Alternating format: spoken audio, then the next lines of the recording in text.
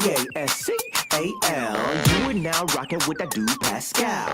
We be going wild, Haitian in the building, so original. Got the haters catching feelings. Get your hands up to the ceiling and keep them held high, cause St. Louis is ready. Forget about it, goodbye. Hold on, we just saying hi. Five somebody, rise up weekdays. Catch us live, somebody, let's go.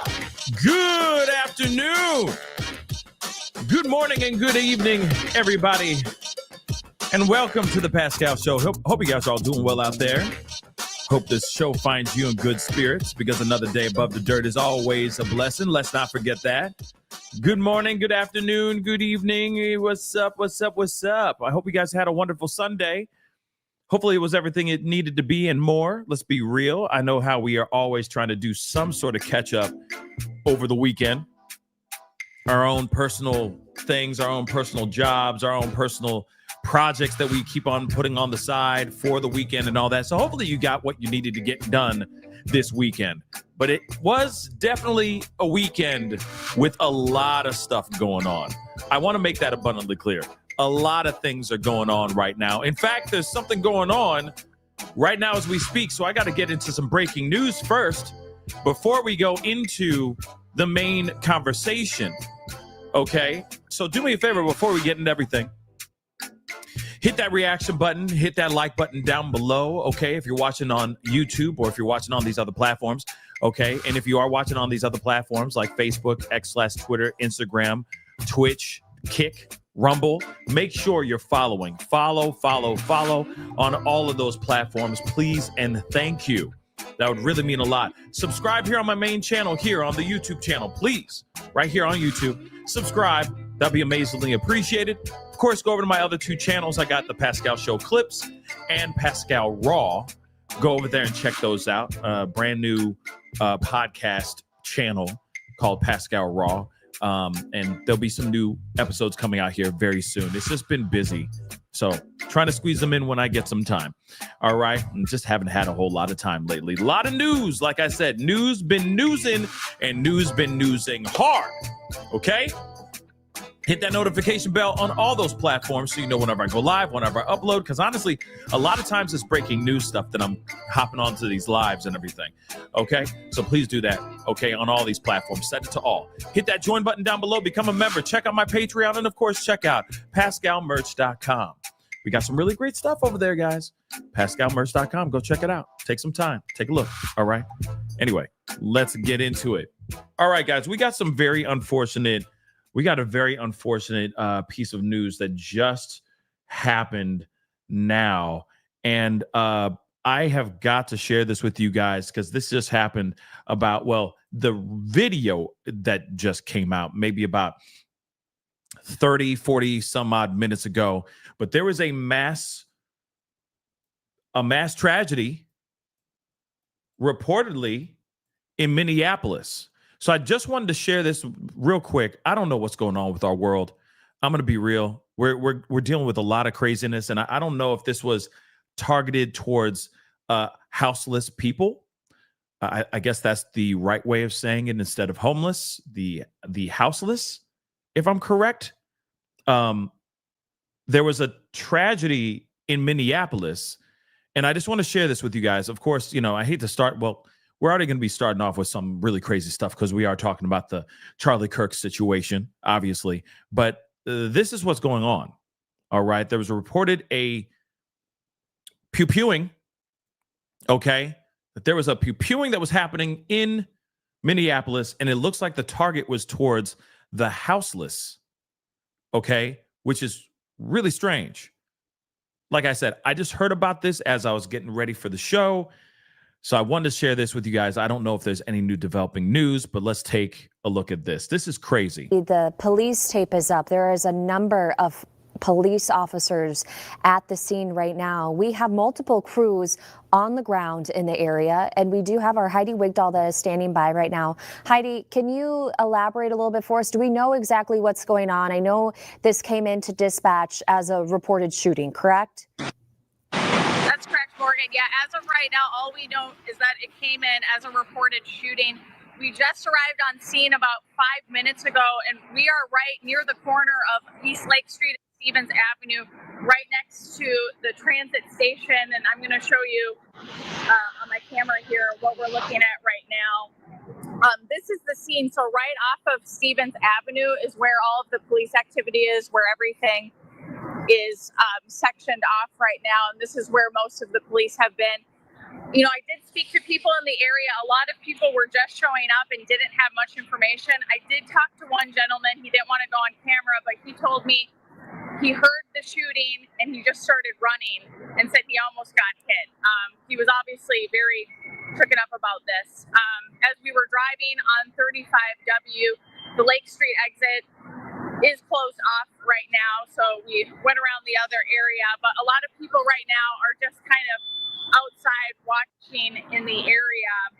Not a lot of people in the transit section, but again, we are just waiting to find out more information. Again, right now, all we know is a reported shooting. So again, I'm kind of curious as to what's going on here, right? Like, was this just a single targeted attack in this particular area with these particular people that were there? Or was this or was this just somebody who wanted to cause chaos for the sake of causing chaos? That is something I still do not know, but I do think this is something that will be developing, and I think it's very interesting nonetheless. I mean, you got somebody just pulling up in a ride, opening fire, and then taking off. Morgan. And Heidi, you and I, we frequent Lake Street a lot. We cover a lot of stories in South Minneapolis, of course. Heidi, that is a very busy area. Can you just elaborate a little bit more for people that are joining us right now of what's in that area on Lake Street? Yeah, it's an incredibly busy area. There are a lot of businesses around this area on Lake Street. And as I mentioned, there's the transit station right here with the light rail and the buses as well. A lot of people frequent. And just a couple weeks ago, I actually covered not far from here a hit and run that had happened. A lot of tragedies have happened in this area in recent weeks, and so everyone's very shooken up, as you can imagine. But yeah, there's a lot of businesses, restaurants, beauty salons, cafes, all stretching along Lake Street here. Mm-hmm. All right, Heidi, we'll let you go so you can keep gathering. Yeah. So again, this is still something that is developing right now. They said multiple people have been hit. Then a bunch of people were scattering. From my understanding, that's an area where some people, I guess, of the houseless or the homeless living in that area as well, or stay in that area. So again, we're going to have to look at this again when there's more information. Okay. I'm going to keep an eye on this, but right now that's the developing information right now as we speak. Again, there's too much going on with these pew-pewings, and people are lunatics, absolute lunatics out here, losing their doggone minds. And I just don't know. Man, I was scared to go to the supermarket, y'all. You know what I'm saying? You know what I mean? Like, I'm just being real. I think, it concerns me just to go to a concert or an event where there's a multitude of people, an area where there's a multitude of people. It's terrifying. Can't even go to the mall, even though, you know what I mean? The mall is kind of like a dinosaur now. It's kind of like a relic in a way, because everyone shops online for the most part. But I mean, I'm just saying, like, you just going in there to go buy a new pair of sneakers or something like that. Can't even do that without thinking about, could there possibly be something bad happening here? You know what I mean? Could somebody show up and just start doing something crazy? You know what I mean? So, this is just crazy. But I'm going to keep an eye on this, of course, because, of course, I want to know exactly what's going on. But there is some small news things I want to get to. Excuse me. First, before we go into the title that we're looking at here real quick, just some updates on the UVU campus is reopening. Investigators are demanding answers from the man accused of killing conservative activist Charlie Kirk 5 days ago. Tributes poured in over the weekend. Utah's governor says the suspected gunman, 22-year-old Tyler Robinson, is not cooperating as officials try to piece together a possible motive. News Nation's Nancy Liu has the very latest from Utah Valley University. So, Nancy, Robinson could make his first appearance in court tomorrow. And if he does make his first court appearance tomorrow, we will be watching that. I'm just going to keep you guys completely abreast on that situation. All right. We will be watching that because I don't know. I mean, obviously, it's his first court appearance. I doubt that there'll be cameras allowed in the area. Maybe they will be. I don't know. But it will be something I will be looking forward to because it'd be nice to see the first glimpse of this guy if we get to have some sort of perp walk of some sort of any kind, right? And just to see what goes on, right? What kind of charges he's getting, etc., right? What plea he's going to be entering and all that, right? So I think this is going to be very, very interesting. Also, let me just say this too, before we continue with this video, there is a photo circulating all over the internets right now, and we need to talk about it. I'm not going to show it to you because it's gruesome as all get out, but there's a photo apparently of him. How do I say this? With, staying within the confines of the guidelines and all that crap on these platforms. He don't look good. Long story short, they look like they are rocking his world. Now, I don't know if it's entirely true or not, but it is a photo that's circulating all over the internet right now. Okay, people keep on sharing it with me, sending me, DMs, emails, all that kind of stuff of this particular photo. I don't know if it's real. If it's real, I'm going to say this. What they're doing to him is illegal. If that's true on what's happening to him, don't get me wrong. Don't get me wrong. What he did was bad. Very, very, very, very bad. But if they are putting their hands on him and using methods that are considered illegal, then this is not good. But there is a photo circulating all over the internets where Tyler is in a chair, allegedly, with something over his head, and there's red on the floor, and there's red coming out of his face, if you get what I'm saying, okay? It's illegal. You can't put your hands on somebody like that just to get information. Remember, like they would use water. You get what I'm saying? They used to use water. They used methods to get more information. Okay? Now, if that's true, like I said, that could just be some really sick AI creation that somebody created, and it's just putting it all over the internet. Okay? But I don't think it's him. But if it is, I'm just saying this out loud. If this is him, come on. That's illegal. But I want to tell you something. I know some of y'all like, come on, man, that's fake as F, man. Well, let me tell you, there's a lot of people that believe that image is real. Let me repeat that again. There's a lot of people that are sharing that image, believing it to be real. So this is the reason why I'm bringing this up. And this is why I feel like it's very important that we are careful on the information that we're getting from these doggone internet streets, because people be wilding and people get very, very creative if it is fake. It doesn't look real to me, but people are sharing it as if it is. And if it is real, I'm just saying it out loud just to cover all of my tracks. If it is real, what they're doing is illegal. You're not supposed to be doing what they're doing to him. You're not. But we'll see soon enough, because if he has a court appearance tomorrow and he looks all jacked up, oh yeah, then definitely they're rough. They're roughing him up. Okay, he's experiencing some serious roughage, and I don't mean lettuce. Okay, so again, hopefully that's not true. It looks fake to me, but people are sharing it like it is real. They're adding me in it and they're like, yo, you need to see this. And I'm like, First off, if it's real, it's illegal. Second, how did you get this? Where did you get this? But people get real creative, y'all. But we'll see.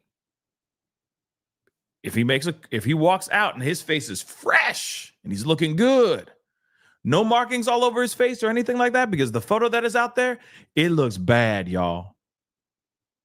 If that's the case, then, and his face is fresh, it's all fugazi. It's a lie. I think it's AI, but people are sharing it like it's real. So I got to bring it up because I saw it and I was disturbed. And I'm like, nah, that can't be real. Nah, that can't be real. But like I said, if it's real, it's illegal what they're doing to him. But moving on. Yeah, that's right, Kelly. And as new information sheds light on the possible motive of Charlie Kirk's accused killer, the UVU campus is set to reopen this morning. It's going to be a phased reopening, though. Classes don't start until Wednesday. That's the exact 1 week mark since the assassination of Charlie Kirk. With crime tape now down, UVU has moved quickly to clear the grassy area where Kirk's American comeback tent had stood in the UVU courtyard, soil being removed for the installation of new pavers and possibly a future permanent memorial. It's the very spot where the conservative activist had just answered a question about transgender mass shooters when he was shot and killed. Utah Governor Spencer Cox has confirmed that alleged assassin Tyler Robinson was romantically involved with a transgender roommate. While the partner is described as extremely cooperative with the investigation, Governor Cox says Tyler Robinson is not cooperating. The 22-year-old is being held in a special housing unit of the Utah County Jail. So he's basically in a room with basically 4 cement walls by himself, just chilling in the cut. Okay? Chilling in the cut, cement walls by his damn self, chilling. Now, what they're doing to him, I don't think they're doing anything nefarious to the guy. I honestly think that he is just in a room by himself, twiddling his thumbs, bored out of his skull, and refusing to talk. I truly also think that this man's out his freaking mind. I really do think that he's off his rocker. Yes. With all due respect, let's just say it. He crazy. That's what I think. Okay? Serious mental health issues. That's what I think. The next question is, of course, he's not cooperating. Okay? He's like, F you 5-0. F you pigs. I ain't messing with you, dog. Right? But his lover / roommate / lover is sitting there going, yes, that's him. That's what he put it in. Yes, that's what he wrote. That's the text messages. Yes, that's my man. We together. That man bad. And he said all this stuff. I don't know. Oh my gosh. I didn't know he was like that. I didn't know he was going to do that. I had no clue he was going to do that at all. No. But yes. That's my man. My boo. My boo thing. My little honey pot. So again, very interesting, right? Because he ain't talking, but his man sure is talking. He's singing like a canary. Okay? Crazy. I'm just saying crazy. Okay, obviously you see the title up above or down below, wherever you're watching this show right here. Let me just say this here really quick. Do you really think he operated alone? I'm going to ask that question really quick now before we get into that, before we get into the meat and the potatoes of the whole conversation. Do you really think he operated alone? Do you really, really think that his boo thing, Lance Twiggs, had no idea that this was going on? None None idea. I don't know why I said it like that. None idea. None. Not one idea. Not even the tiniest of inklings. You really think that this man operated alone? Let me just tell you something here really quick. Let me get my face big here real quick. Okay, here's the thing. Let's talk about this. Because apparently there are reports of them saying that eyewitnesses have said they saw multiple cars with different license plates in the driveway or outside of his residence weeks before this tragedy happened. There are reports of that, guys. There's reports, eyewitness accounts saying, yeah, a bunch of cars were outside of his home with multiple out-of-state plates. Now, a multitude of different possibilities could be there, right? Plenty of people are transplants of that, I'm sure, of that area, moving in from any state, okay? Plenty of college students that matriculate at UVU or any of the surrounding universities that are coming from out of state as well. That's still a possibility. Okay, so put that bee in your bonnet for a second. But at the same time, you still have cars pulling up from multiple states, pulling up to his crib to do what? Like a furry-a-thon? I don't know. What was it? And I'm asking for real. Yes, I'm goofy and I make funny jokes, but at the same time, real talk, was it for something else? Were they going to a cosplay event? Were they going to some crazy, like, fun little, fur ball? You know what I'm saying? And why would all of them show up at that particular home before they go off to whatever event they were going to, right? So again, I got some questions, okay, about some things, because it doesn't make any sense. And they said multiple cars from multiple different areas, all different state license plates, right outside his home, weeks before this all went down. There is a conversation about the possibility of people actually knowing about this way in advance, which we've already talked about before. We've seen tweets from the likes of someone named Omar, basically saying September 10th, something's going to go down, right?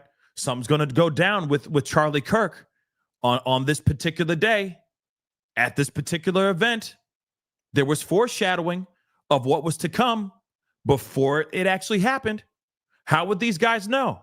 What, are they all in unison, clairvoyant? They all just connected to some hive mind clairvoyancy frequency that got them all to know that Charlie Kirk was about to lose his life on this particular day at this particular event? How would they all know? How would they all know? That's a little bit weird, right?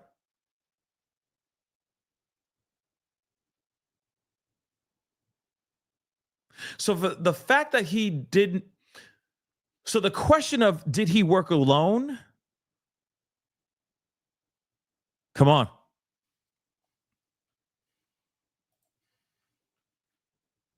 Come on. We can confirm that again, according to family and people that we're interviewing, he does come from a conservative family, but his ideology was very different than his family, and so that's part of it. We do know that the roommate that we had originally talked about, we can confirm that roommate is a boyfriend who is transitioning from male to female. Now, of course, we know that part too, right? They have confirmed that. Now, I know that this angers a lot of people. There's some people out there that just cannot allow those facts to actually be facts. I mean, and that's what it is. We live in a world where we all have our own bias. We all do. Okay, even myself. We all have our own bias. But just because it fits a specific narrative that I feel a lot of people don't want it to fit, which is understandable. Doesn't mean that you try to shift the facts so that it fits your narrative. And I would say the same thing if they're actually doing that too. Think about that too. If them, okay, they, right? You know, when I say they, I'm talking about like DJ Khaled, they don't want us to win. They don't want us to make this money. They don't want us to have the keys to success, right? They could literally be putting this information out here to fit the narrative. I would hope that's not the case. I really hope it's not the case. And I feel like the likes of someone like Lance Twiggs, for example, you would hope that eventually he'd come out and be like, yo,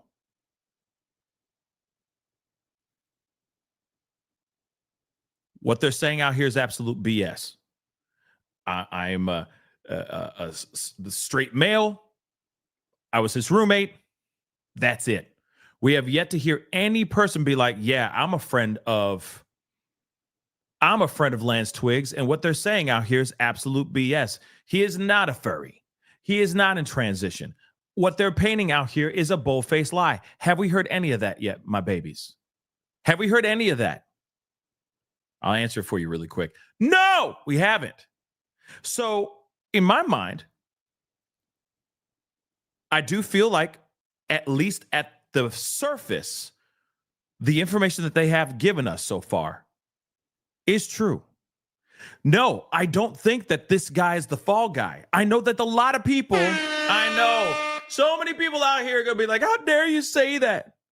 He's the fall guy. Clearly the other guy got away, right? This is one big conspiracy theory. No, I think this is definitely the dude.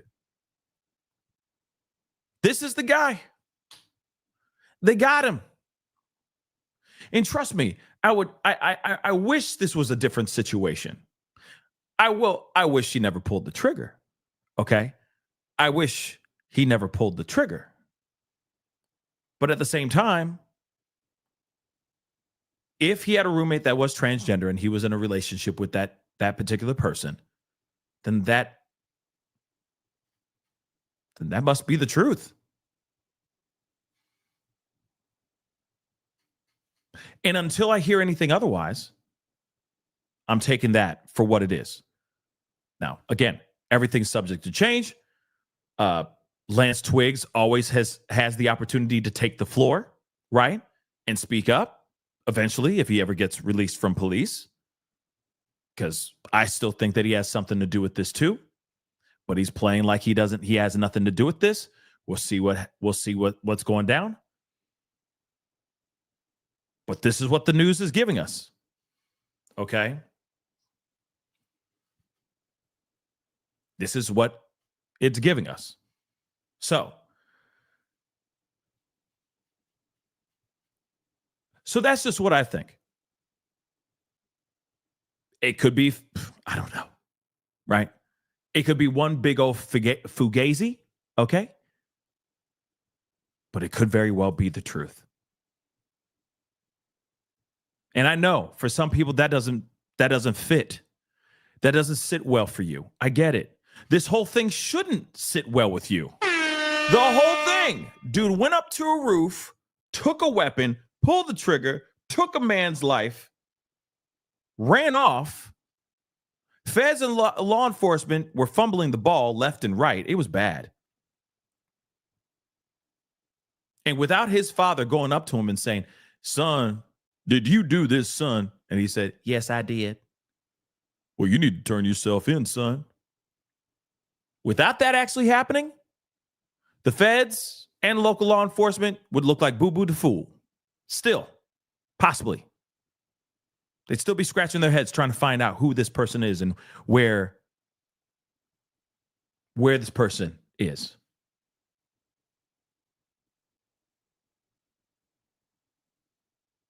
So again, this is something very, very interesting. Okay.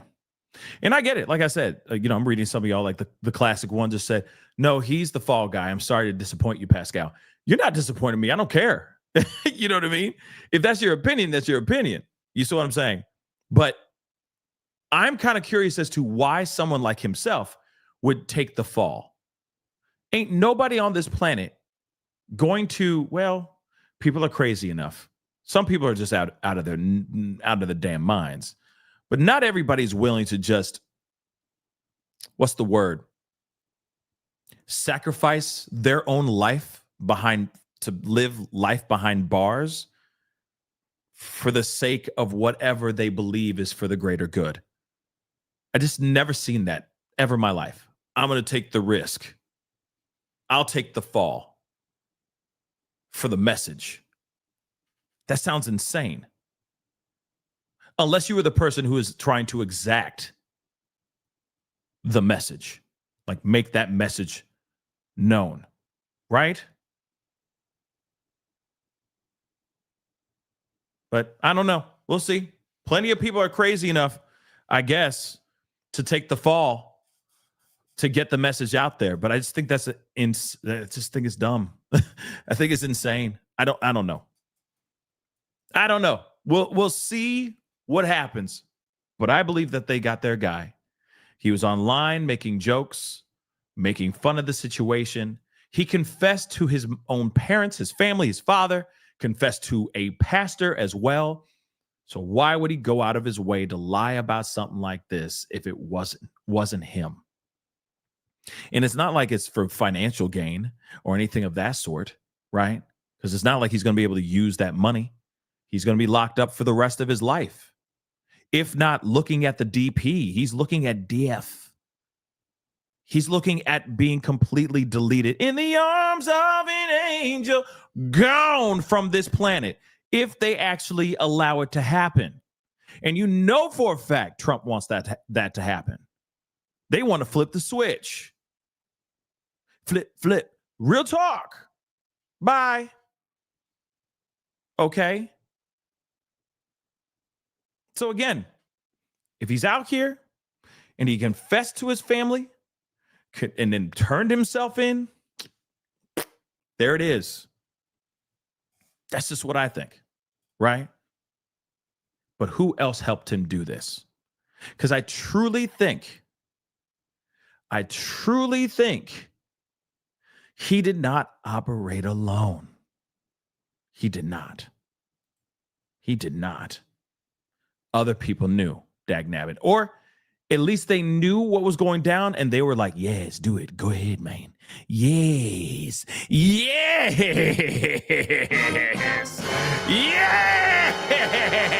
That's what they were doing. All online. Okay? Gassing him up. Basically being like, do it, bro. I guarantee you that's what was going down. Either way, they knew something was going down. Okay? And much more information is expected tomorrow when Tyler Robinson has his first court appearance and documents are unsealed. He faces multiple felony counts, including aggravated murder. Kelly? Tomorrow it's going down, and then apparently documents are going to get unsealed. So that's going to be nuck and futz. Okay? We're going to be ready for that because that's going to be absolutely insane. Okay? Absolutely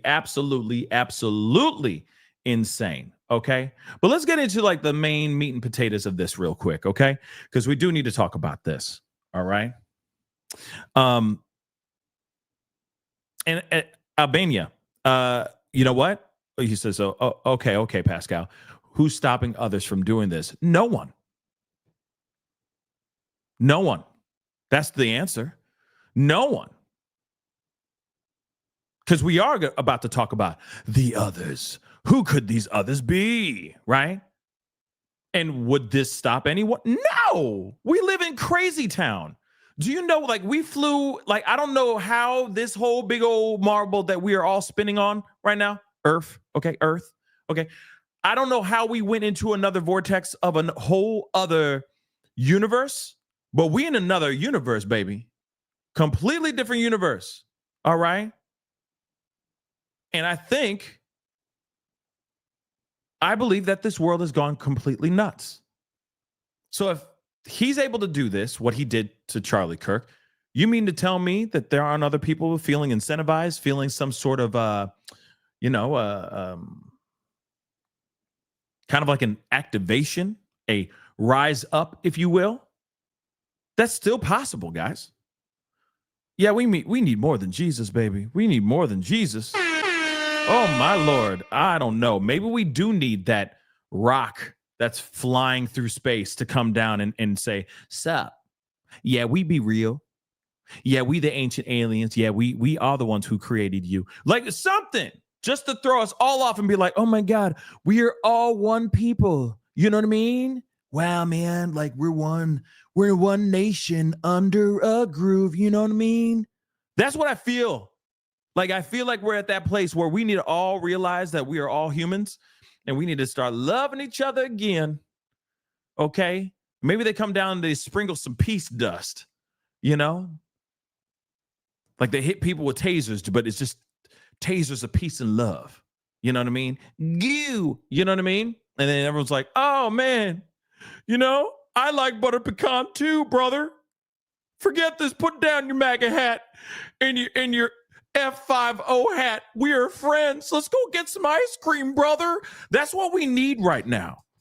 Okay? But unfortunately, we don't live in that world. People are crazy, and they feel like by pulling out the trigger or pulling the trigger, okay, is making their opinions and presence known. If only, okay, if only we had peace dust. You know what I mean? And peace and everyone's just cool. All right? We just listen to the P-Funkadelic, having a great time. Okay? Passing some drinks, passing that just having a great time. Okay? Smiling and happy. But no, we don't live in that world. We went into a whole other universe where everyone thinks that the only way that they can get their voice heard is by making a loud pop noise, a loud bang.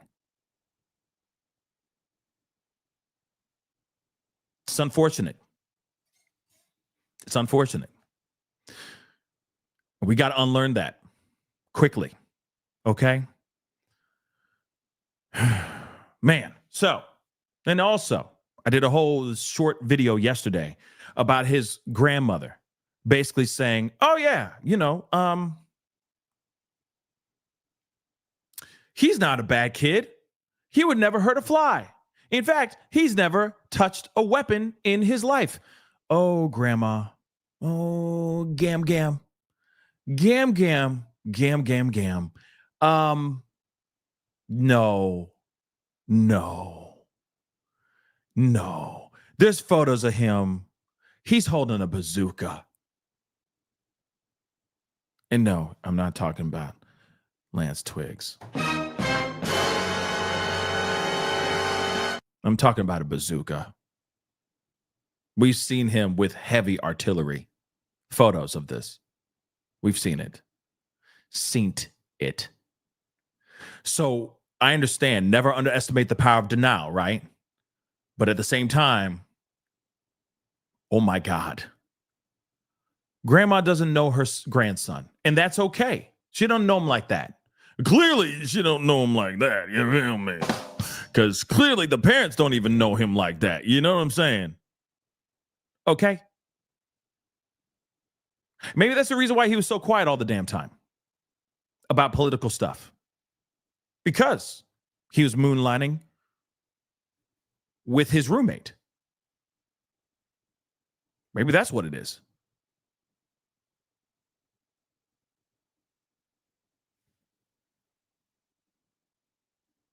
Something to think about, right?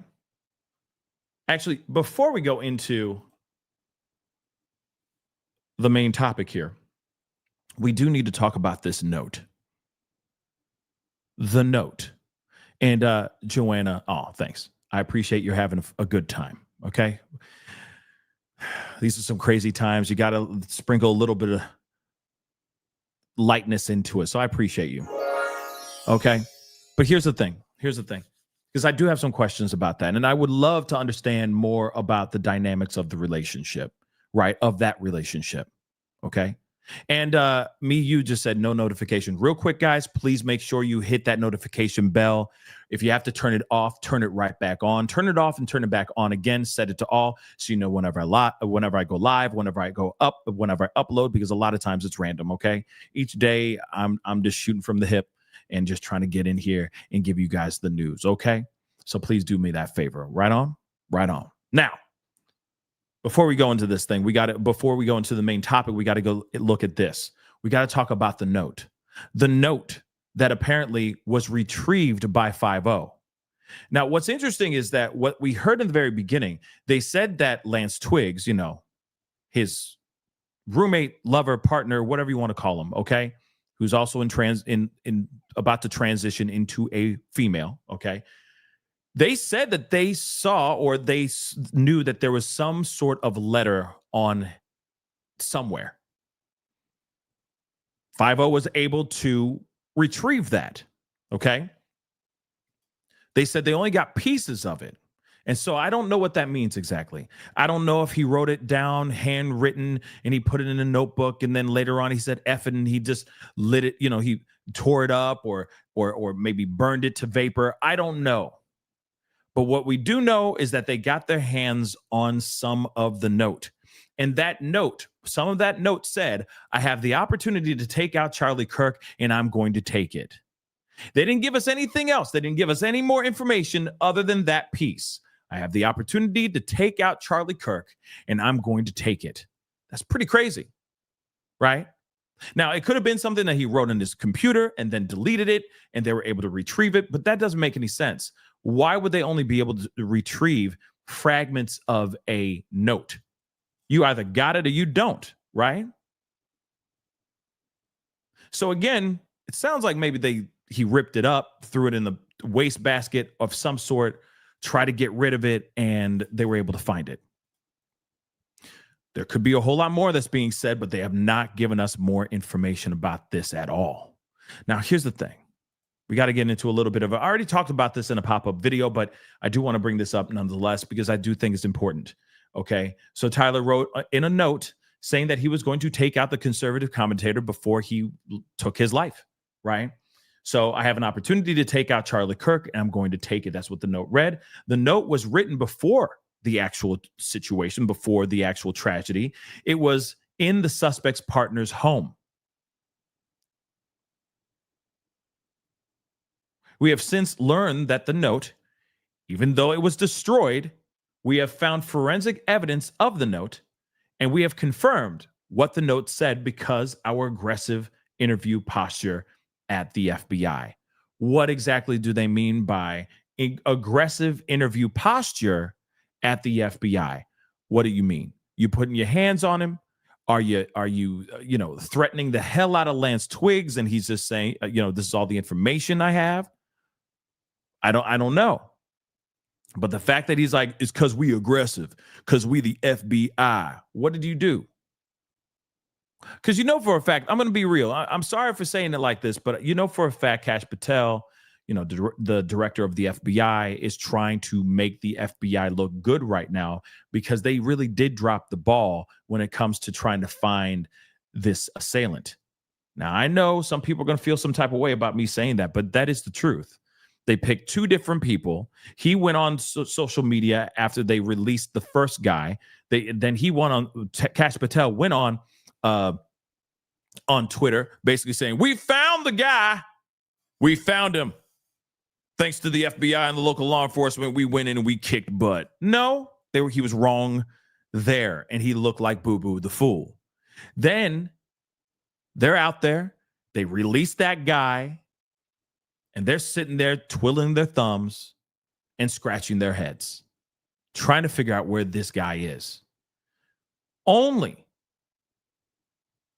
The only reason why they were able to find this man is because the father saw the photos that they finally released to the public that were clear enough for him to go, oh, no, oh, damn, that's my son. That's definitely my son. I need to talk to him. Without them actually doing that, because remember the photos that were before? Let's take a little trip down memory lane. Remember this BS? Let me find this. Let me just find one of them. Okay. Here, let me just. There we go. Remember this BS? Right here? Remember that crap? Yeah, this was the photo. Look. Looking like a melted mask is on his face. Like he doesn't even have a nose. Like a chimpanzee with a nice close shave.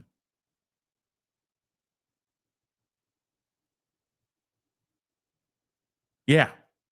So that was what they initially gave us. This is what we have, everybody. It's like, how can you tell?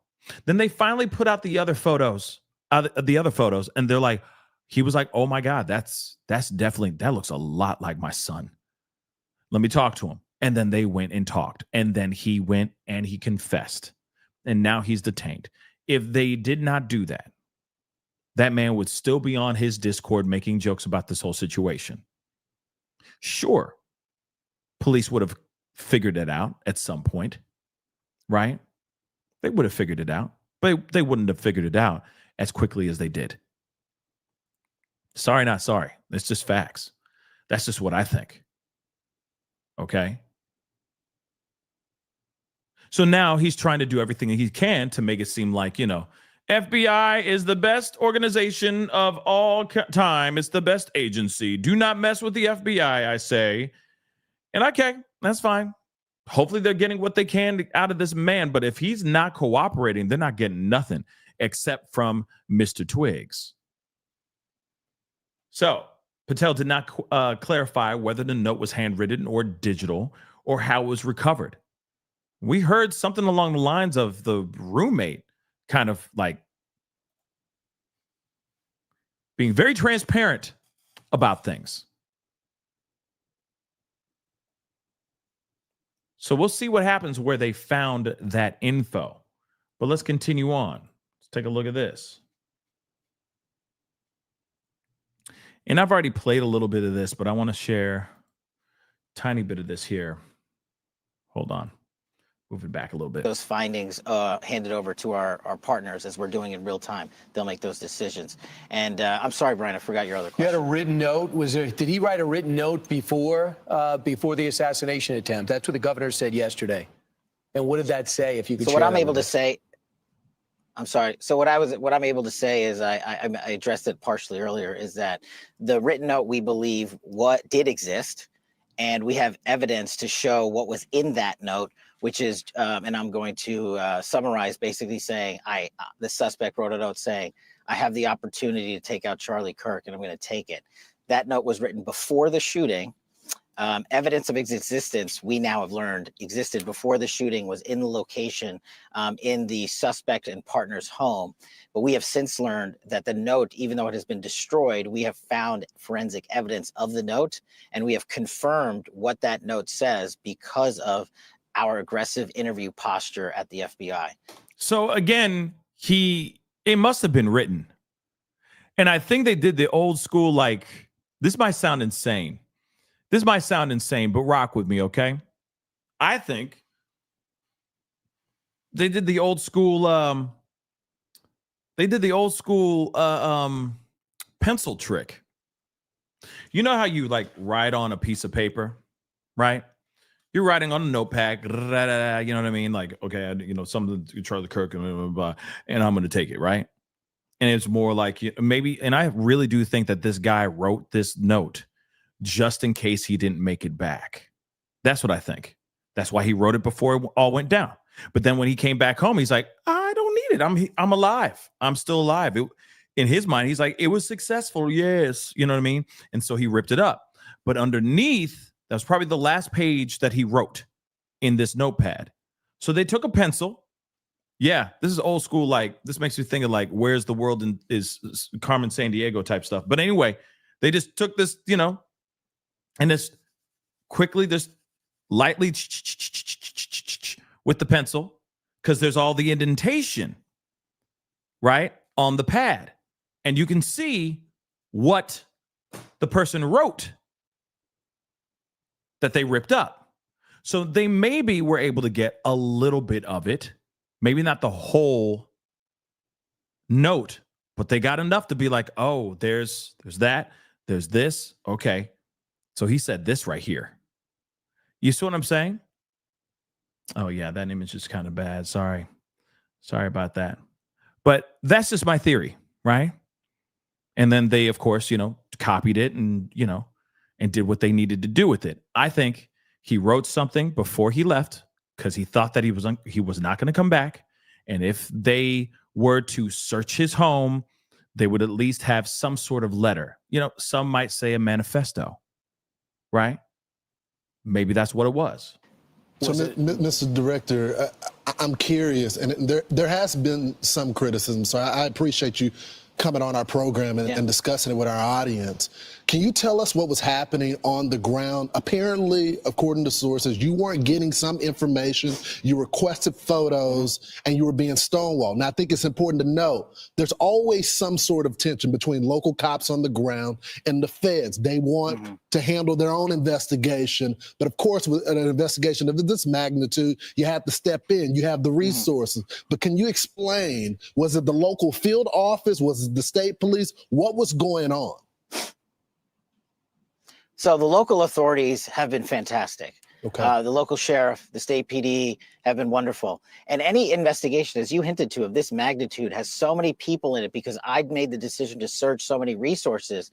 And to get the information up to me was of the utmost priority. So I worked with my team to say, hey, there's not going to be any delays. We're not going to do it the way we normally do things. So the only thing that people were doing at the FBI was how they knew how to do things. I had to expedite that process. That's my job. That's what I thought this case deserved. And that's what this case was rightly calling for. So I made the tough calls, but I wasn't critical of anyone in particular. I just said, we got to move faster. And that was my call to make. And if there's any criticism there, you can put it right here. Who wasn't giving you information, Director? Who wasn't giving you the photos when you requested them quickly and it didn't make it to you? Who denied that order? It's not a denial of the order. Just to clarify, I'm glad we're talking about this. The photos were produced. They just weren't produced in a timely fashion that I felt was appropriate for an investigation of this magnitude. So I came in and I accelerated that process. So in other words, he wanted things he wanted to get things done. He wanted to get those things done in a proper fashion, in a quick motion, and those things just didn't happen quick enough. So he applied some pressure, stepped more on the gas to try to get things moving. Okay. So no one, from what I gather, no one was trying to withhold or stonewall the FBI from releasing information to the public. And you got to be real. The public is watching this still to this day. So every move that they make, they have to be on point. They can't just be out here doing stupid stuff. They can't be dropping the ball. The two mistakes that they had on George Zinn, Larry David, and the other dude with the pellet rifle, those two were big mistakes, and it made them look dumb. It was not a good look for them. Okay, so for Cash Patel, everything's on the line on trying to make sure that they got their stuff on point. If they screw up again, people are going to see that. People are definitely going to see that. Now, real quick, I just wanted to say this real quick. If you guys can do me a favor, all right, just a quick little sidestep, all right? I do have a Facebook page, okay? So please go over to my Facebook page and please go and follow it. If you can, hit the follow, all right? I've been putting in all kinds of news, all kinds of posts on things that are going on outside of what's going on with this Charlie Kirk tragedy. There's a lot of things that are going on. There's a huge situation on another police involved unaliving that's starting to brew. People are really starting to talk about that right now. I give you guys the breakdown of that and what's going on with that. And of course, there's a lot of other situations, especially these court dates that are coming up with a lot of cases that are coming up here very, very soon.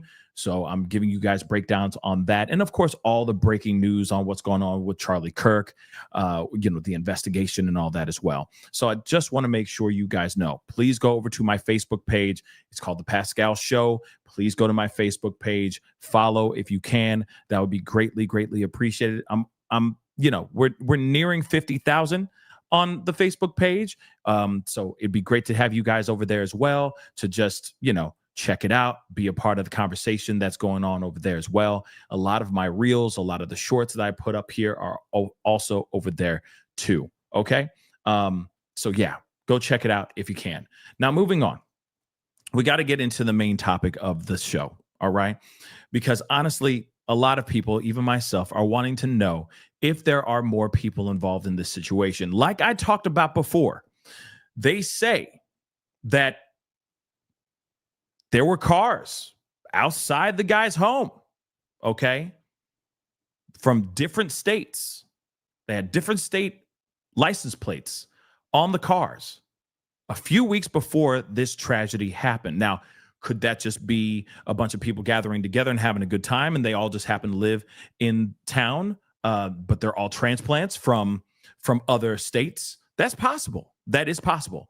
But then there's also a situation where there could be a thing where these guys knew, they had prior knowledge of the bad thing that was about to happen to Charlie Kirk, that they had foreknowledge, as they're saying in the title of this article here, that there are individuals that knew that Charlie Kirk was going to indeed lose his life that day. Let's take a look at this. All right. So, FBI investigating social media accounts that appeared to indicate foreknowledge of Charlie Kirk's unaliving. So the FBI is investigating social media posts by at least 7 different accounts that appeared to indicate foreknowledge of the tragedy of Charlie Kirk, according to 3 people familiar with the investigation and screenshots obtained by the Washington Free Beacon. The posts, one of which referenced the date of his annihilation or of his assassination, September 10th, more than a month before it took place, were all deleted in the days following the unaliving. So several of the accounts appear to belong to transgender individuals. At least one of them followed suspect Tyler Robinson's roommate, with whom Robinson was allegedly in a relationship with on TikTok.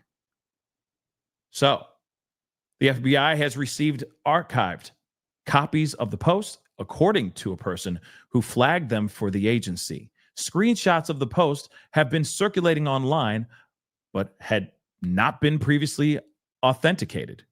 While the posts do not establish that any of the individuals knew or conspired with Robinson, the 22-year-old, which we already know what he did or allegedly did, several of them mentioned the conservative activist by name and fantasize about his demise. It'd be funny if someone like Charlie Kirk got hit on September 10th. LMAO. This is what one X account posted on September 3rd. Then somebody else said Donald Trump and this particular date. That's crazy, right? And then, of course, this is what they reposted this. It'd be funny if someone, did this to Charlie Kirk on September 10th. LMAO. Another account posted on August 6th, more than a month before the tragedy, that September 10th will be a very interesting day. After his tragedy, the account followed up with, I plead the 5th. The morbid quip was reposted by an account named Churbum75M. So Saw Tyler June 30th, who appears to follow Robinson's roommate, Lance Twiggs, on TikTok, where Twiggs' username is Lancelot, something like that, Lancelot 1, Lancelot L, something like that. So people have been doing their research. Minutes after Kirk was announced gone, Churbum75 posted on X, "We effing did it." Look, right there. You mean to saw Tyler, June 30th. Remember, it's Churbum 35M, and then in parentheses it says saw Tyler June 30th. Remember what I said earlier, that a few weeks prior or several weeks prior, they said eyewitnesses saw cars outside of Tyler Robinson's crib, and those cars came from different states. There were different license plates from different states that were seen outside of his home. Were they congregating and plotting? Again, when they say, right now, they're saying that homeboy, Twigs, is being cooperative and that they believe he has nothing to do with anything that happened to Charlie Kirk at all. But wait a second. Come on now. But they all are, these particular accounts are out here saying certain things like, it's going down. It's going down September 10th. And then after it all goes down, somebody posts, "We effing did it." Several of the accounts under investigation appear to be associated with the LGBT subcultures. One individual, Osama bin Tezuka, used the X handle,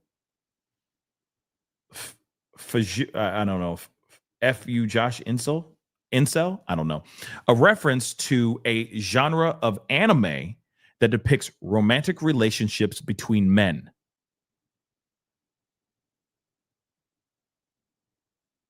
So of course it says here, well, that's that.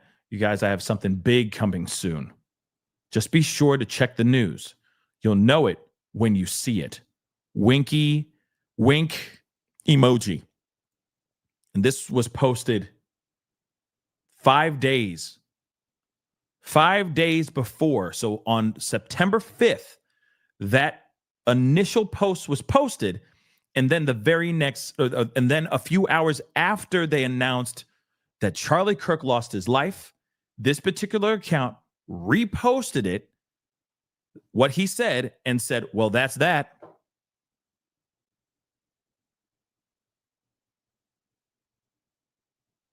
Another user who had wished the demise to Kirk had predicted that something big will happen when he set foot on campus, had identified as non-binary on X. Remember Omar? Here's Omar. We've already seen this post before. And a video posted on TikTok the night before the tragedy, an individual who appears to be transgender wrote that Charles James Kirk does not know what's coming tomorrow. Right here. This isn't a threat. It's a promise. I got to hit the button. This is all bad. Okay? The investigation of the post comes as the FBI is already examining whether pro-transgender groups knew about this plan, about Robinson's plan in advance. That probe, first reported by the New York Post, includes Armed Queers Salt Lake City, whose logo featured high-powered or high-calibered rifle bullets.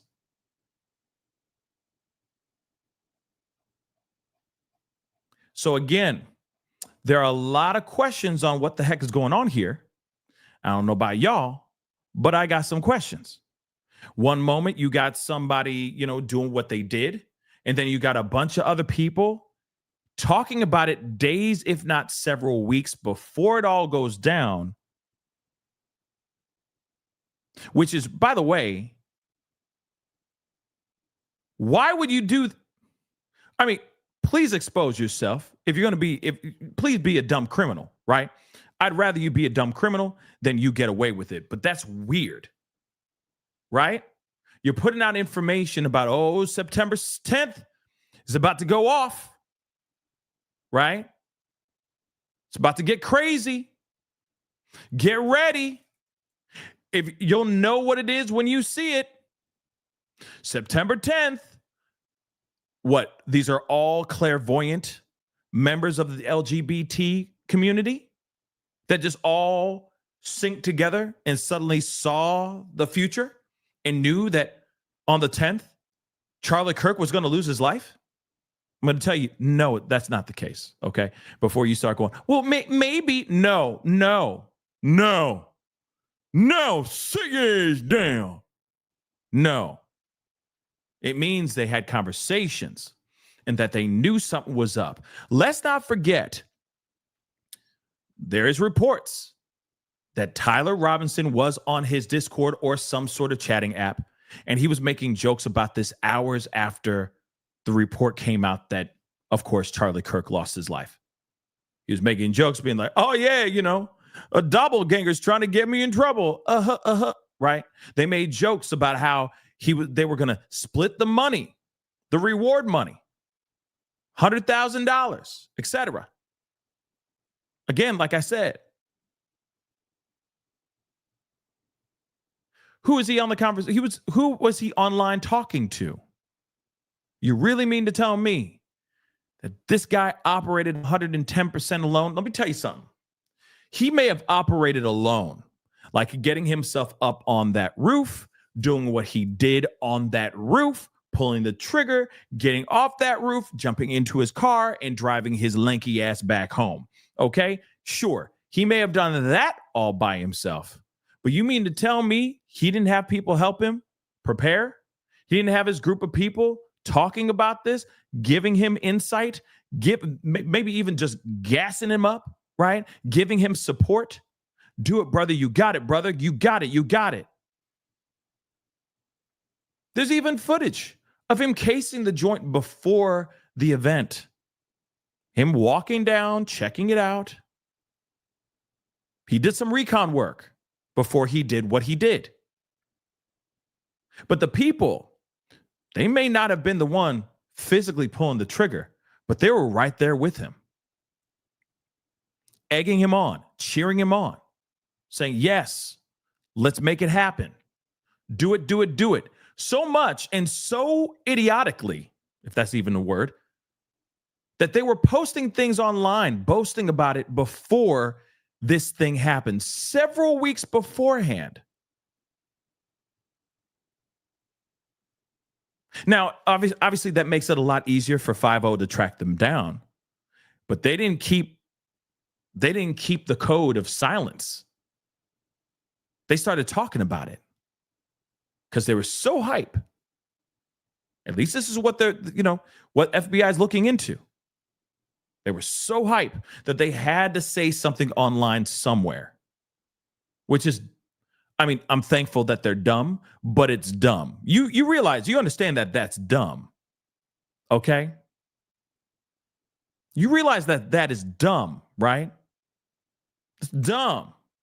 But please be a dumb criminal. Please be dumb. Because this is the kind of stuff that gets you caught. And then it doesn't make the work for police difficult, right? All they got to do is follow those digital breadcrumbs and boom goes the dynamite. So please be dumb. Okay? But if he was having meetings with other people that were a part of the LGBTQ community. Now, let me just say this. This is not a representation of all members of that community. Let me make that abundantly clear, first and foremost. This is not something that people would condone, okay? That would sit there and plot with the likes of this kind of monster. Let me just be real. Like for example, what happened with Irina Zarutska, the woman who went onto the train and then she was viciously attacked by that mentally deranged man, DeCarlos Brown Jr. Okay, that was done at the hands of a black man. That does not mean that all black people are out here being violent, wanting to do bad things. In fact, let's not forget this particular individual was a white male. I'm not looking at all white males and saying all white males are evil, right? I'm not saying all white males are running around with a pew-pew when they get into their fee-fees, right? No, okay? This is a moment that is very bad. Same thing.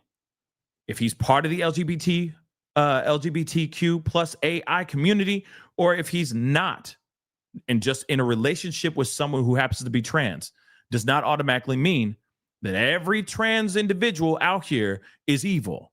Okay, let's make that abundantly clear. These are all people. These are I feel there's a group of people that just had some sinister thoughts and exacted what they had in their minds. That is not a representation of that community or any other community. In fact, this is the other thing too.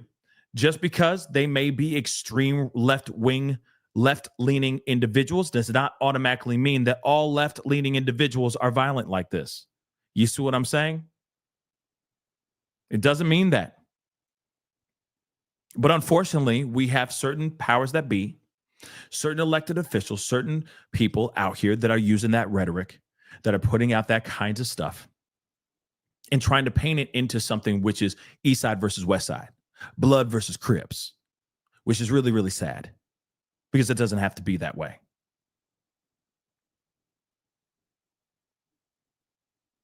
Something happened here. And I do think that there's something deep and disturbing going on. And maybe this is a radicalized left group that is involved in something that wanted to exact something very extreme. And that's exactly what they did. But that is not a representation of all of the left. This is not a representation of all the right. Just like, let's be real, just like Charlie Kirk. Charlie Kirk is not a representation of all of the right. He speaks to a specific group of people, but he doesn't represent it. Just because what he says on the microphone does not mean that all on the right are thinking the same thing. Again, we are all individuals and we're not of hive mind. Okay? We're not a monolith. Just let's not forget that. Okay? So when I look at certain things, there's a lot. This guy could very well have been doing something on behalf of the LGBT community or part of some sinister transgender group, some radicalized transgender group. That is very possible, guys. We have to leave that on the table. But again, that does not mean I hate that I have to explain it like this. That doesn't mean that all members of the trans community are radicalized. And in fact, I feel like it could be Trantifa. And I'm not trying to say that as a joke. It could very well be, because Rez just said Antifa BLM. This could literally be their own version. Trantifa. Trantifa. Not Antifa, Trantifa. That could be it. But it doesn't mean that all of them are a part of that. And I'm not trying to say that to be funny. I'm being real. It could have its own thing. Like, think about this. Think about this really, really quick. Nick Fuentes, Charlie Kirk. They were on the same side of red. But I think that there was the light side and the dark side of the red, of MAGA. So you got Nick Fuentes, which, by the way, he's clearly white supremacist. Terrible human being, I think. Okay? Real talk, he's terrible. Very crazy ideas. But he's more of the dark side of MAGA. Okay? He's the guy who's sitting there saying all kinds of extreme things. But they're split. He represents a completely different group of people, which is interesting because his last name is Fuentes. Okay? Nicolas Fuentes. Okay? Cabrón! ¿Qué pasa, cabrón? But apparently, he's, of course, he is a radical side of situations. Okay. So again, you have that. Then you have, and apparently there's a split between these two. Like I said, I've been deep diving into this mother lover. Okay. So you got MAGA, who's right there in the middle. Let's just say they're right there in the middle in the world of MAGA, in the world of the conservative sphere. Okay. And then you have Nick Fuentes. And then you had Charlie Kirk. Now, what they're saying is Charlie Kirk was more of the commercial version of the deeper red. And the light side of the deeper red. And then you have Nick Fuentes, who is hardcore dark red. Okay. They didn't get along after a while because Nick Fuentes felt like Charlie Kirk was too soft, too commercial, and he should be saying the things that he's saying. So there was a rift. So then suddenly Nick Fuentes is like the head of this new group of people called these guys called groypers. Yeah, this is a real thing. All right. And apparently they're guys who, they're like a radicalized group of people that work or, that follow the words of Nick Fuentes. Okay. So you got that. And then you got Charlie Kirk and his people, right? Much more commercialized, lighter side of the red, lighter side of the deep red. How's that? And then in the middle, you got good old fashioned commercialized, branded MAGA, Trump, JD Vance, and the likes all in the middle. Now, Nick Fuentes is really trying hard to get chummy with Trump, but it doesn't look like Trump's keeping him at a distance from what I'm seeing. But I don't know. It might be different once Charlie Kirk. Now Charlie Kirk is not in the picture, unfortunately, anymore. I don't know what's going to happen here in the near future. But Nick Fuentes has been trying to get in there. Okay, he's been trying to get in that room and shake hands and kiss babies and drink colors and talk trash and talk politics with the likes of other main line MAGA individuals. One thing is for sure, Fuentes has his group of people, groypers. So when you look at that, you take that and flip it on the other side. Let's go over to the blue side, right? You have all kinds of different groups that are on the left. And there's a possibility that there could be a serious radicalized radicalized left group that's beyond Antifa, that's beyond certain elements, right? Certain groups that already exist. You got to remember, there's going to be one main group, and then these groups kind of pop off. They break off. Some people have more radical ideals, right? So in like just using the right-wing stuff. So they'll go over and they'll hop over to Nick Fuentes because maybe they like the way he speaks. And that's what they believe too, right? So they'll lean over to him because they go, I don't like Charlie Kirk and his stuff, like what he's saying, blah. It's not satiating my political appetite. So then they go over to the likes of Nick Fuentes. Or they might be like, whoa, this is too deep red. Okay, this is a little too dark for me. I'm going back over to Trump, right? So we're going to go over here. Now we good, right? So again, just like what we see on the right, we have those same things on the left. There's radicalized groups on the right, just like there are on the left. But unfortunately, we have in a world right now, at least, okay, right now with what happened to Charlie Kirk, the right is using this. They're using this as rhetoric to go after the left. Specifically, it's just a blanketed response. There's too many radicalized leftists. That's what they do. They just resort to violence. That's what they do, right? That's what we're hearing. In fact, it's funny that I mention it because even right now, as we speak, or was on just a little bit ago, Charlie Kirk's show was on. Okay. And he had as a guest or as the host of the show, I'm just going to show it to you guys real quick, JD Vance. JD Vance actually hosted Charlie Kirk's show today. They just wrapped. Okay. And again, like I said, we are hearing things that are being said even from VP of these United States, JD Vance. Like I said, it should not be a situation where we're pointing specifically at one specific blanketed group. We should be going after the individuals that did what they did, and we should be bringing them to justice. This is not, in my thoughts, a representation of all of the left. Because I feel like it would be unfair, okay?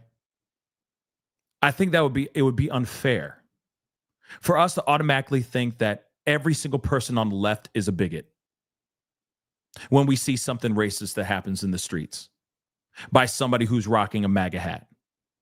I think it's unfair to automatically make a blanketed statement saying that all conservatives are one way. Just like over here on the left, right? When they're pointing over on the left, oh, y'all are all resorting to violence and that's what you do. I think that's wrong. Now, I saw somebody go, unsubbing peace. Well, go. Because I'm saying something that's true. You're offended? Because I'm saying something that's true? Because both sides are doing it to each other and they need to stop. That's it.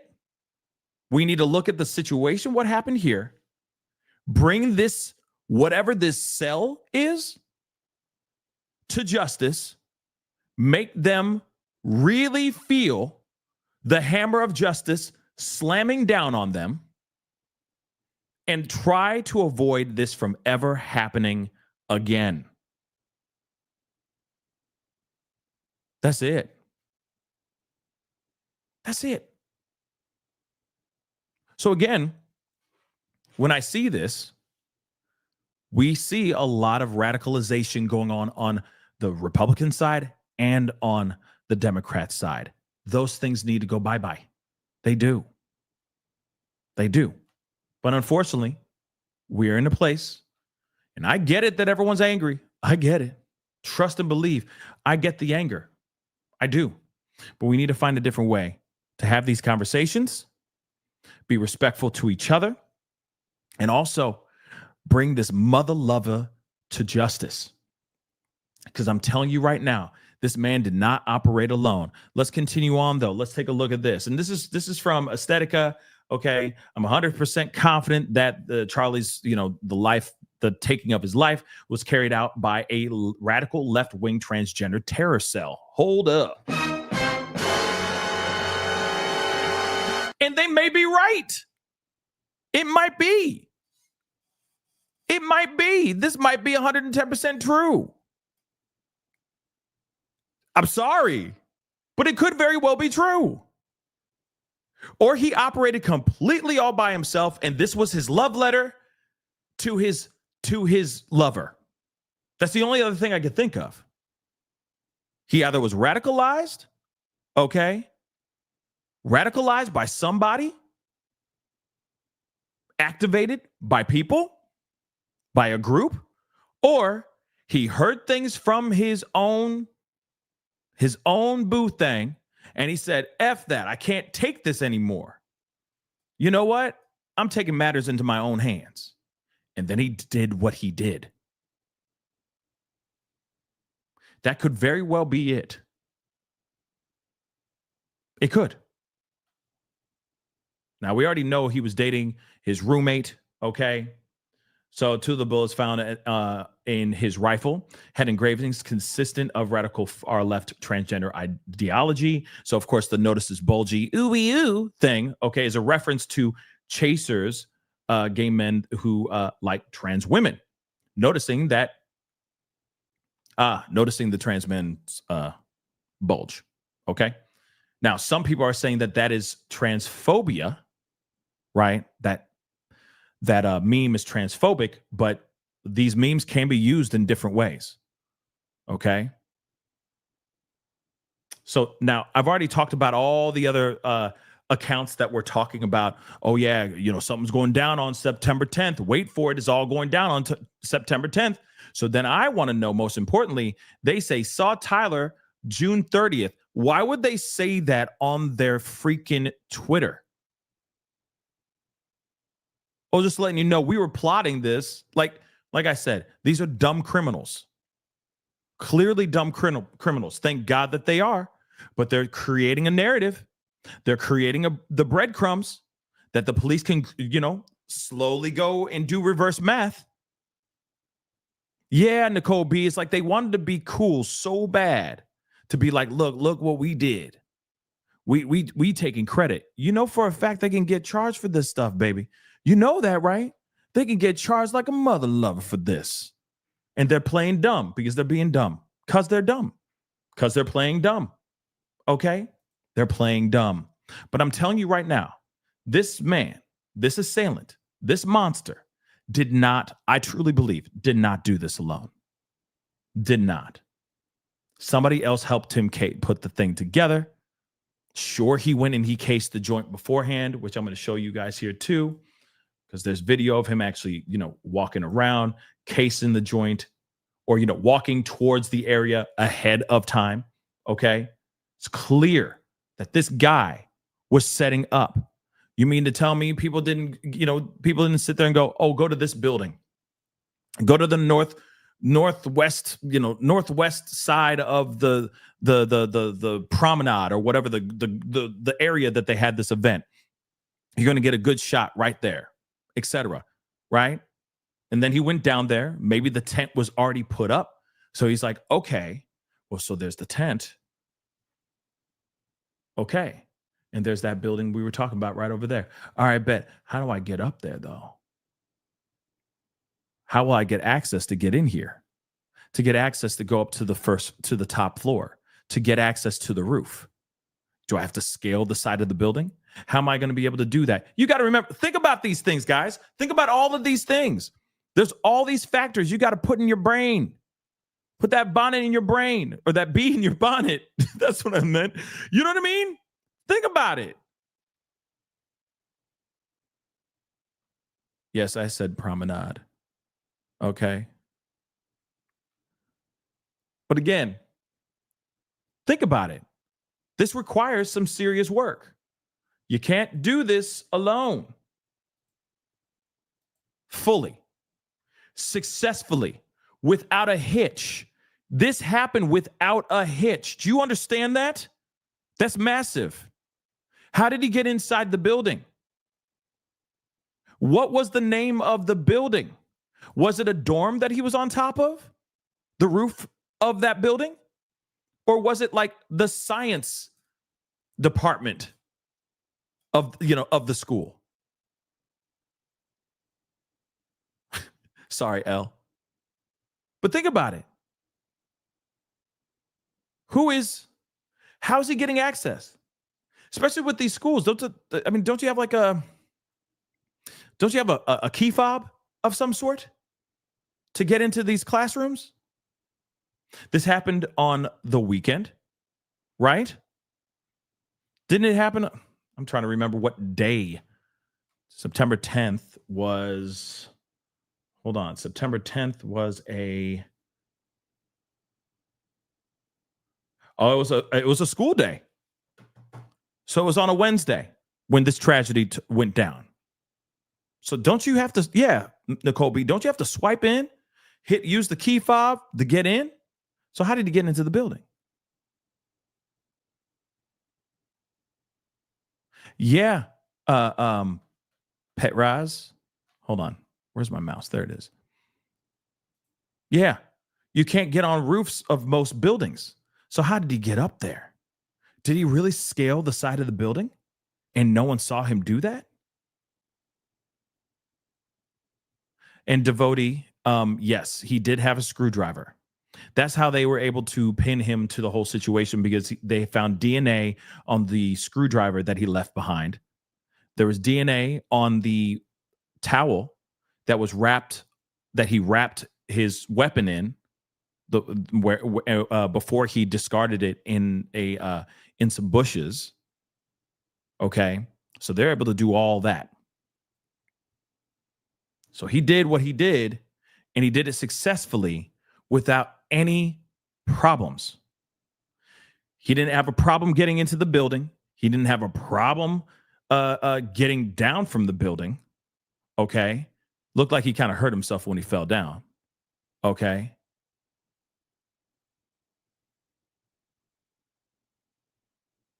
But that's weird, right?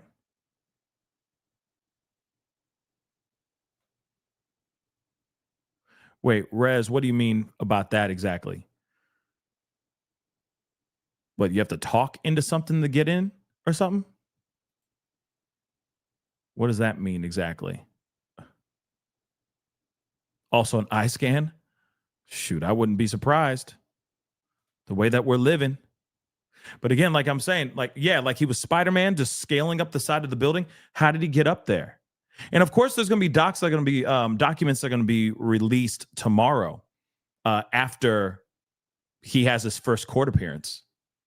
And when that all goes down, we're going to be deep diving into that too. Okay. But this is some very interesting stuff. What we see right here, let me show you. Him walking. Look, just blow this up for you guys. It's him walking down.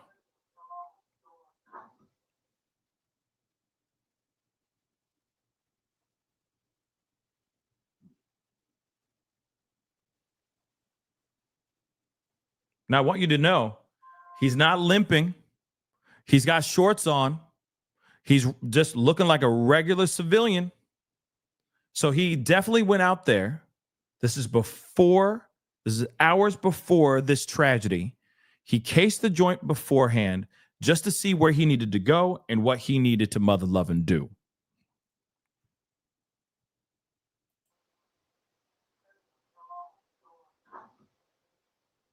And no, he did not matriculate at this university. He did not matriculate at UVU. He went to a technical college because he dropped out. He dropped out of his college that he was originally going to. Okay. So again, this is some very interesting stuff. How did this happen? Why did this happen the way it did? Because it just doesn't make any sense. Okay. Joanna just said on Facebook, so crazy how much things have changed. When I went to college, that you just showed up. No ID. So scanning of badge, eyes, fingerprints, nothing. So let me tell you something. I remember just having to show an ID, like showing proof, like, hey, yep, I go to this school. And you had to show that before you walked into the actual building. You had a front desk guy. The front desk would sit there and ask for your credentials. You'd show the credential and you just keep it moving, right? Basically, people would have like a lanyard, pretty much, right, around their neck, and they would just show the ID. Or they also scan it too. So you'd scan it and you'd walk right in, right? So again, with these buildings, is their security just laxing in security where it's just, come on in, free to come on in anytime you want? Or did he really scale the side of the building to get up to the top, to the rooftop? And the other thing too is most of these schools don't have easy access to the roof. So why would it's not easy to get in there. So why was he able to do that? Right? Did he have bolt cutters? Did he have, you see what I'm saying? So again, this just doesn't make any sense. There's too many strange unanswered questions just popping off all at the same time. And I don't like it one bit. I don't know about you guys, but I don't like it one bit. But I have to say, there could very well be a situation where this guy, Tyler, was involved in a much deeper blue type of radicalized group. That is possible. Now, again, this could just be one small piece of people that are a part of it that, just because, like I said, just because you're a radicalized group, right, doesn't mean that all of them were involved, right? It could have just been a small group within that group that decided to help him exact this. Or even, let's just say he did this all by himself, but those people did know. They knew. They're putting things out online saying, hey, September 10th, it's going down, right? If you know, you know. You'll know when it all goes down on the 10th. Just wait for it. And then the very day that it happens, somebody says, well, there's that. I mean, come on. You see what I'm saying? So again, there is a possibility of him acting alongside other people that may have been just enablers or co-conspirators helping him put this whole thing together so he could successfully get the job done. And maybe that's the reason why he's being so damn quiet right now and refusing to cooperate.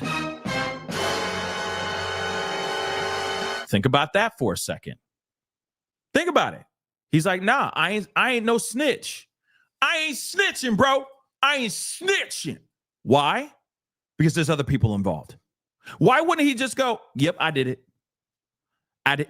Yes, sir. I did it. I found the weapon. I went down and I did it. I climbed the side of the building. I got up there. I found my sights. I sat there. I waited and I saw the perfect time. So I pulled the trigger. Then I jumped down, changed my clothes, jumped back in my car, and I drove 3 hours back to my home where I was on Discord talking ish about the situation. That's what I did. Yes, sir. He hasn't done that. Why ain't he squawking? Why ain't he cooperating? He ain't cooperating because there's more people involved, y'all. That's what I think. I could be wrong. That's just my theory, okay? Just me theory, but it's a theory nonetheless. Or unless he's trying to protect Mr. Twigs. But Mr. Twigs is going, that is his screen name. Yes, that is. That is indeed Tyler. Yeah, Tyler in my phone is Tyler. Because that's my man. Yes. And yes, he did this, this, and this. And then, yeah, that's his Discord account. Yeah. And then you see all this stuff. There was a note. It looked like there was a note. I don't know where it is anymore, but you guys can do the pencil thing and just etch it out and everything. You just take that time, though. Okay. But yes, that is my man. Okay. My boo thing. My little boo-boo. Right? He's cooperating, but Tyler isn't. Another thought here really quick. Really quick. Think about this for a second. What if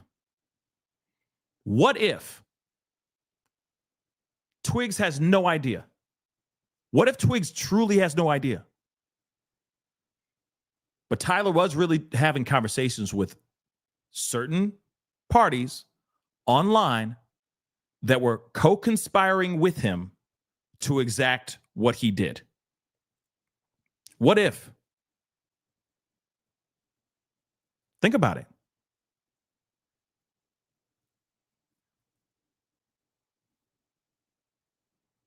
Again, what if this was his love letter to Twigs? And then Twigs, yeah, Brenda, Twigs straight up switched and flipped the script on his own man. That is crazy.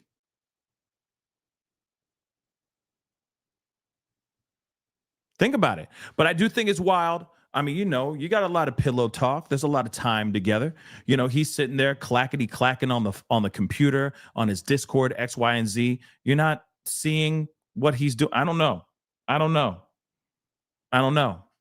And this is happening possibly for several weeks, if not months, before this whole thing went down. Meetings are happening at the house, allegedly. That seems weird, yo, doesn't it? Just seems a little weird. So again, anything's possible here. Anything's truly, truly possible. Okay. But it is the roommate / partner that's giving all this information to the police. Because again, Tyler's not peeping not one damn word. And I truly believe he is not talking because there's something deeper going on, and there's more people, and he doesn't want to rat those people out, because as soon as he rats those people out, 5-0's pulling up to their cribs. But here's the thing, though. 5-0 is going to figure it out. 5-0 is going to figure it out. Trust and believe they are. Because some of these kids, some of these people, these possible co-conspirators were dumb and went online and said, something going to happen on the 10th. Wait for it. They all did that. Not all of them, but some of them were dumb enough to go onto their platforms and do that. Okay? So we'll see what happens. But I'm telling you right now, this is just dumb. And yeah, Twigs is throwing his whole booth thing under the damn bus now. Right now. So maybe Twigs isn't innocent. Maybe he is absolutely innocent. You never know. But this is a very interesting series of events. Obviously, we're going to find out more information. But I do want to go back real quick over to the tragedy that happened out in Minnesota, because I want to see, or Minneapolis, I'm sorry, because I do want to see if there's any new information about that. Okay, so 1 second, guys. There's got to be some new information, I hope, because again, that is a very wild situation that happened over there. So what we have gathered so far is that there was a tragedy that happened over in Minneapolis. Okay, let's see. Let's take a look at this. This is a very busy area, really highly trafficked, one of the main thoroughways, too, for cars driving through. So that is going to cause some traffic issues in the area with those closures on the roads. Again, 35W, if you are looking to get off on that exit ramp, that is closed for the time being. We don't know how long it will be closed, and we are waiting to find out more information on this reported shooting. So as you just saw there, Heidi Wigdahl is standing by, waiting to hear from police. As soon as we get some more information, we will bring it to you. Please stay with us. We have our KARE 11 news at noon. That's about. Yeah, and I mean, so far, I haven't heard much else about this situation. Hold on, let me see. 5 injured. We're now seeing here in this. Look at this. So this is what's going on. Breaking. Okay, Lake Street mass tragedy injures 5. So one man sustained life-threatening injury in this tragedy that happened, okay, next to Lake Street Station. 5 were injured. 5 men were actually injured in this situation today, okay, near East Lake Street and I-35 West. Officers and paramedics are dispatched around 11:10 a.m. Monday to the area around Metro Transit's I-35 West and Lake Street Station. One man was found on the Midtown Greenway with a life-threatening GSW to his head or neck, and 4 others had injuries that aren't believed to be life-threatening. So the MP Chief O'Hara said early today that officers have been given conflicting accounts from everyone involved. But he said a few dozen shots were fired and 2 sets of discharged shell casings were found at the scene. So 4 of the men were taken to local hospitals. 5th man with an apparent graze wound declined medical attention. So apparently they're saying that this area has become a hotspot for crime and violence, saying dozens of people congregate there every day and cause problems.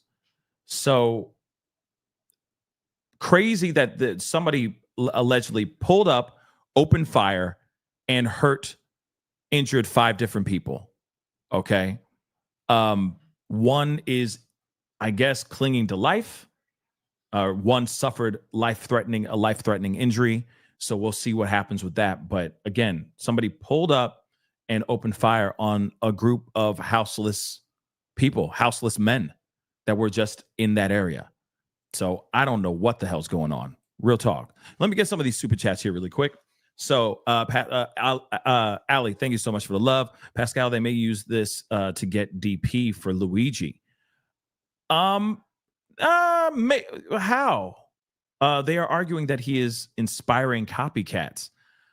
That might be a little bit of a stretch, because it's not like it was the taking of a CEO, of another CEO. This was, yes, a prominent figure for sure, but it's not like this was like the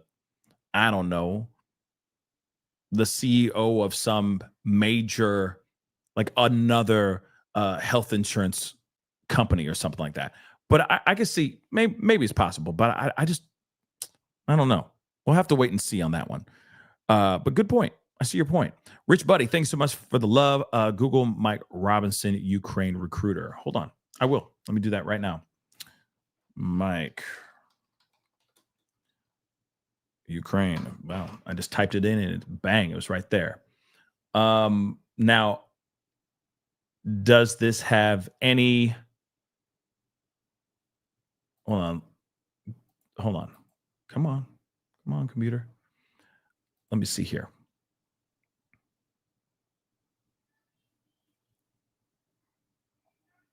So I see. Well, hold on.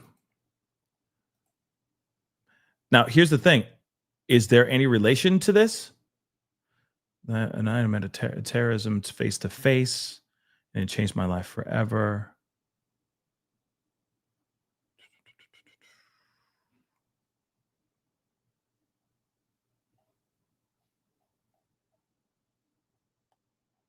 Hold on, I'm trying to see. So here's the thing, though. There's plenty of Mike Robinsons in the world. Okay, let me just make that abundantly clear first. So before we, jump, because I see that you said Uncle is a Ukraine recruiter, sniper trainer. So if this is the same Mike Robinson I'm seeing, former USA Special Forces and counterterrorism officer, that would be very fascinating. But again, like I said, Mike Robinson could be... There's plenty of Mike Robinsons in the world. I hate to say it like that, but there are a lot of Robinsons in the world. So maybe, you know what I mean? But I see it. I'm going to have to look into this more, for sure. Because that does make you wonder. I'm going to have to look into it a little bit more. Unfortunately, I'm going to be wrapping up here shortly. But thank you again. First, Jamie White, now Kirk by Ukraine for Israel. But see, that's the thing. Are we sure about that? I need more information, right? But I know people are going to be doing their deep dives. They're going to be looking into this hardcore.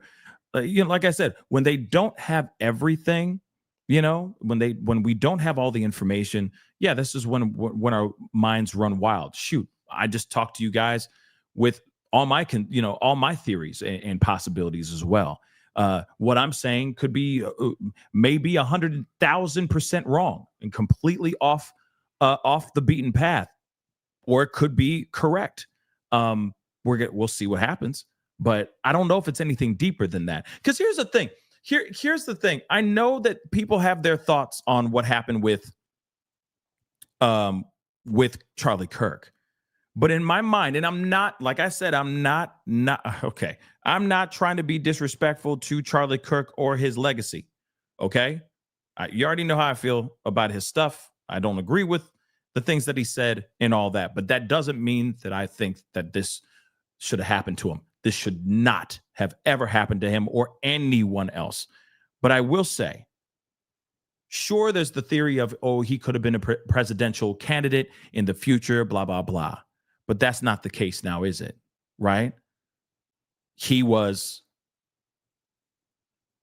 talking on a microphone. Sure, you could say he's a conservative activist. All he was doing was putting out his opinions. He was not pushing bills or any types of laws. He was on the microphone talking. Okay. So I am kind of wondering why it was him of all people respectfully, because I feel like there's so many other people. You see what I'm saying? That, move and shake and do all this stuff, and they're just as bombastic, if not even worse, even more, that are voting for things, that are doing this, that, and the third. So that's what I mean. I'm so confused about why, if it was something bigger than what, if it's something bigger, all right, than just this guy and his fifis went and got a weapon and went bang, right? Like, there's plenty of people, man, you got people talking about Jewish lasers and stuff like that. You see what I'm saying? Like, and I'm not trying to trigger anybody or try to like put anybody on the chopping block of any kind. Please, God, no. Okay. That's why I'm trying to be very careful about what I'm saying here. But at the same time, though, there are so many other people that just very much viscerally anger the world, right? Or a certain part of the world. And I'm going, that's crazy. This guy was talking on a microphone. That's crazy. He didn't change the way I make money. Respectfully, real talk. He didn't change the way I go to bed at night. He didn't change the way I butter my bread in the morning, right? And I don't think it changed the way anybody buttered their bread in the morning, okay? He was somebody, you heard his beliefs, you heard his thoughts, you either agreed with it or you didn't, right? And that's it. So again, I'm going, that's some crazy stuff. That's crazy what we're seeing. So that's why I'm like, he's on a microphone. He's not pushing any laws. He's not pushing any bills. He's not trying to stop certain demographics of people from living their lives to the fullest. He's just on a microphone telling his opinions, right? And yeah, if you didn't like what he had to say, you didn't have to listen to it. That's our right, but that's his right to talk, right? So I'm just going to him of all people, and if it's something deeper, right, that's super, super political, why him then?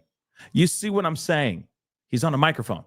If you're saying political, there are plenty of other people out here that are pushing for votes, trying to get bills signed, or trying to get acts or bills removed, right? Those kind of things, right? So again, it's very, very interesting if it's something deeper than just him being on a microphone, right? So I'm just interested to see what's going to happen here in the near future, right? It's going to be, as they continue to unearth things, I think it's going to be very, very interesting. And I think also that there's going to be a situation where we're going to hear more information, like what we're currently dealing with right now. We're going to hear more information, and there's going to be a good portion of the public that's not going to instantly believe any of what they're saying. Even if they came in with hard facts, they're going to be like, nope. He's still the fall guy. Nope, you're lying. And I got to be honest. I don't think that's, I don't see him as the fall guy. I just don't. For what reason? For what reason would he be the fall guy? That's the one thing I'm curious about, right? But I feel like the more we find out more information, there will be more naysayers out there not believing the hype or thinking it's hype and not believing it, right? So we'll see. We'll see what happens. But Miss Gloria, thank you so much for becoming a member. Okay, and just like Miss Gloria, don't forget to hit that join button down below. Become a member. Support the channel if you can. Okay.